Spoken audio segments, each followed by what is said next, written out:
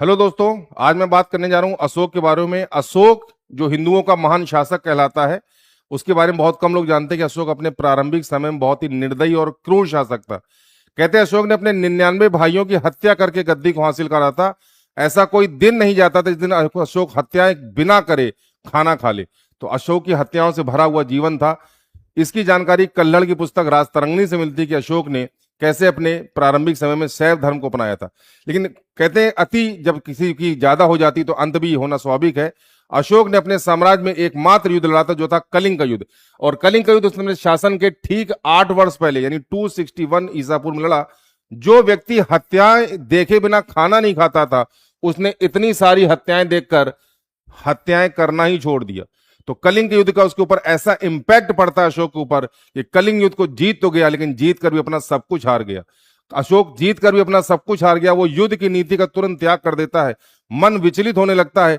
और कहते हैं कि वो अपने बड़े भाई सुसीम के पुत्र निग्रोध के प्रवचनों से इतना प्रभावित होता है कि वो धम्म की नीति को अपनाकर युद्ध की नीति को त्याग कर देता है और बौद्ध धर्म को अपना लेता है। बौद्ध धर्म को अपना लेता है। उसको बौद्ध धर्म में दीक्षित करने वाला जो पहला बौद्ध भिक्षु था, उसका नाम भैया उपगुप्त था। क्या नाम था? उपगुप्त था। लेकिन धर्म परिवर्तन करना इतना आसान नहीं होता। उसने धर्म अपना तो लिया, लेकिन मन में शंकाएं उसकी निश्चित तौर से चलती रहती हैं। और अशोक की बौद्ध धर्म संबंधी सभी शंकाओं का समाधान तीसरी बौद्ध संगीति के अध्यक्ष मोगलीपुत्र तिस्य करता है।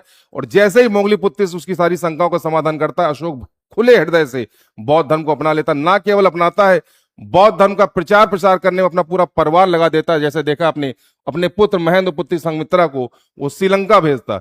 और महात्मा बुद्ध के जितने भी स्थल हैं, उन सारे स्थलों की यात्राएं वो मोगलीपुत्र तिस्य के साथ करता है। वो चाहे लुम्बिनी हो, चाहे बोध गया हो, चाहे सारनाथ हो। और जाते जाते आखिरी में जो तथागत बुद्ध को कहते हैं, वहां का जो उसका जन्म स्थान है लुम्बिनी, वहां का टैक्स 1/8 से घटाकर 1/6 से घटाकर नाम मात्र का 1/8 कर देता है।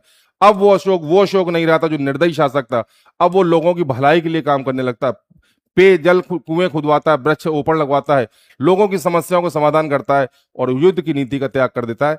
ऐसी जानकारी हम आपको फिर दोबारा देंगे। तो कलिंग युद्ध के बाद अशोक पूरा बदल गया था, ये चीज ध्यान रखिएगा। और कलिंग युद्ध अशोक ने अपने राज्याभिषेक के ठीक 8वें वर्ष करा था। कलिंग कहां पड़ता है? उड़ीसा राज्य में। तब तक के लिए हम लोग फिर मुलाकात करते हैं। अजय सिंह सेंगर आपसे मिलते रहेंगे, इसी तरह से आपको नई नई जानकारियां देते रहेंगे। जय हिंद, गुड बाय।